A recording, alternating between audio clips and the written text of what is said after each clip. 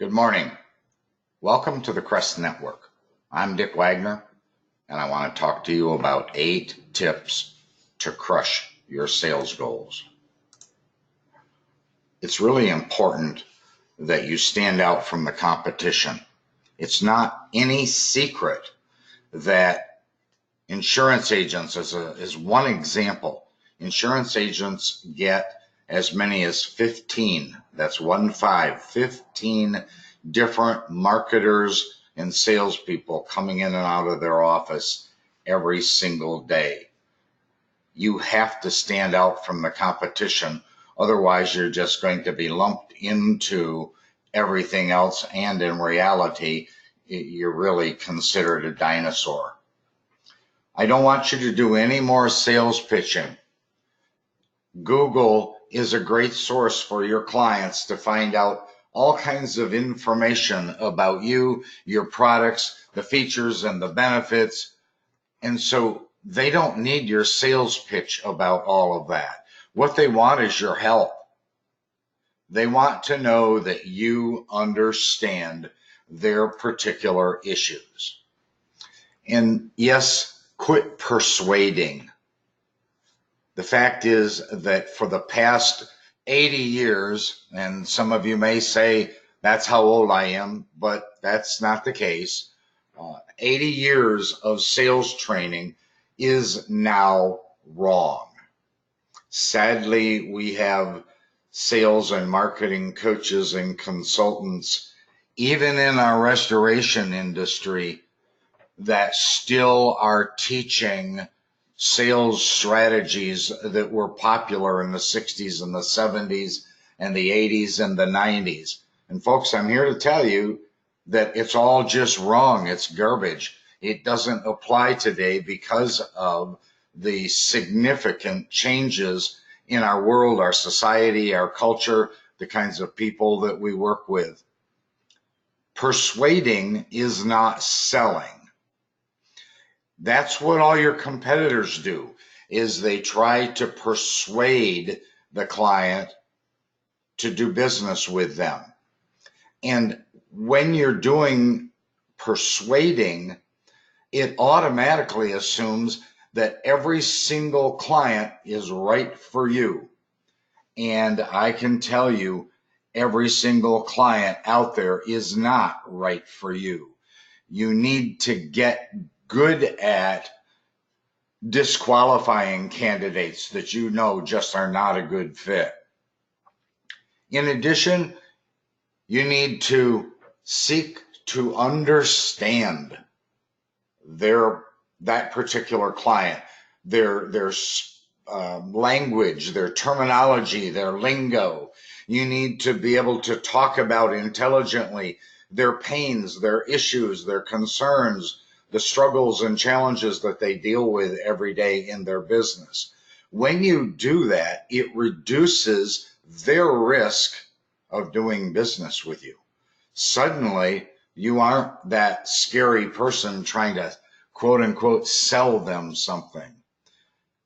Do a really good job of showing them the value of what it is you're offering. And a perfect way to do that is to use case histories, actual real life examples of how whatever it is you're selling was a benefit to a previous client. Learn to disqualify. I just said that a minute ago. When you're trying to persuade everybody, you're assuming that everybody is a candidate automatically and you want them as your customer. But the fact is, most of us that have been in the restoration industry a long time know there are customers, disaster jobs out there that we just don't want. Well, that same thing applies to plumbers or insurance agents or hotels or nursing homes. Don't assume every single prospect is appropriate for you. Get good at asking critical, powerful questions so that you can either confirm or deny if indeed they are a good or a bad candidate. Quit trying to prove to them that they are a good prospect. You can't convince them all, and you should not be trying to convince them all. Understand that some prospects should go to the competitor. We did this years ago when we knew as salespeople that this particular client or customer just was not going to be a good fit. We would just say that, you know, it doesn't sound like we're going to be a good fit, but here's the name and number of somebody that may very well be able to help you. And we would give them the competitor's phone number. As a sales and marketing person, you should always be trying to remove the risk. You see, the prospect is taking on the risk because you already know whether what you're offering is legitimate or not, but your prospect doesn't know that. And so they're assuming initially that there's a risk.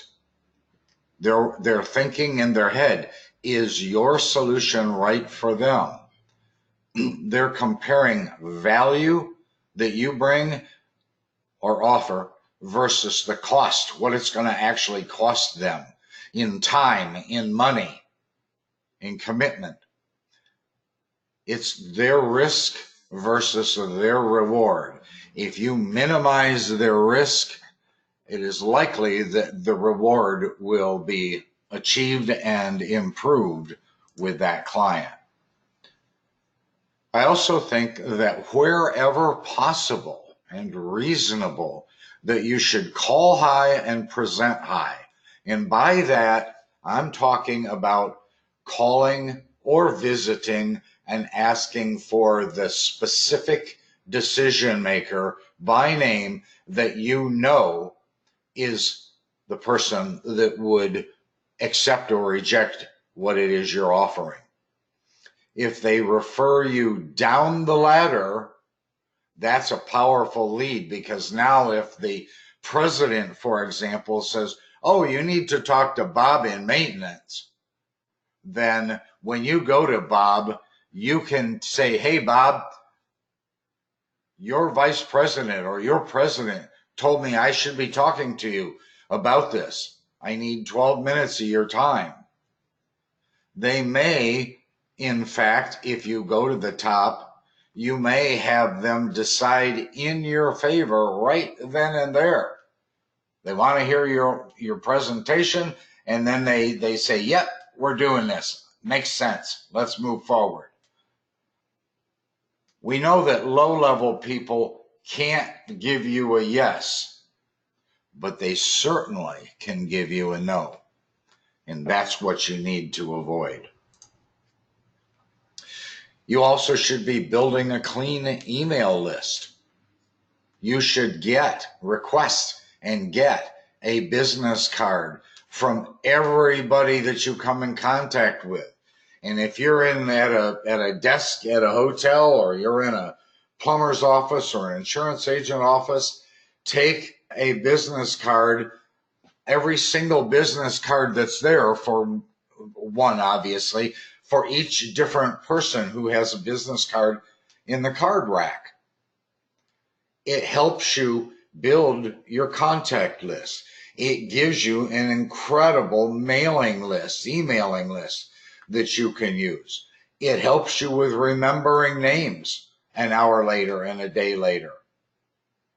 And you should also ask if you can send them information periodically. Get their okay, get their blessing. Even if they forget or ultimately tell you to unsubscribe, no matter, initially they said, sure, go ahead and put me on your email list. And then I recommend that, and there are tons of different kinds of things that you can send in an email, but I certainly recommend that you create Maven notes. And Maven notes, or if you will, Maven articles, there's hundreds of them on the crestnetwork.com website. And anybody that is a Crest member, certainly if you're watching this, you are, and those are readily available to you.